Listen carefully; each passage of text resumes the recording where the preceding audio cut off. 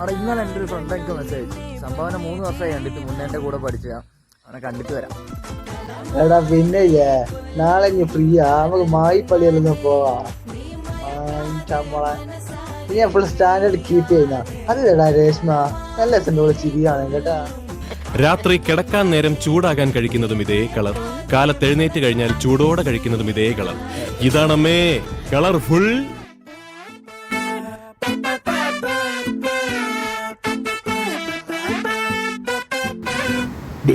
കറിയപ്പല്ലേ ഇങ്ങോട്ട് പോകും.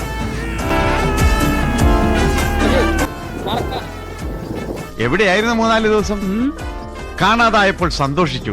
ആരെങ്കിലും തല്ലിക്കൊന്ന് കാണുമെന്ന് കരുതി. എന്താ ഒന്നും മിണ്ടാത്തേ? കൊല്ലും കാതൽ പൊന്മാനെ നീ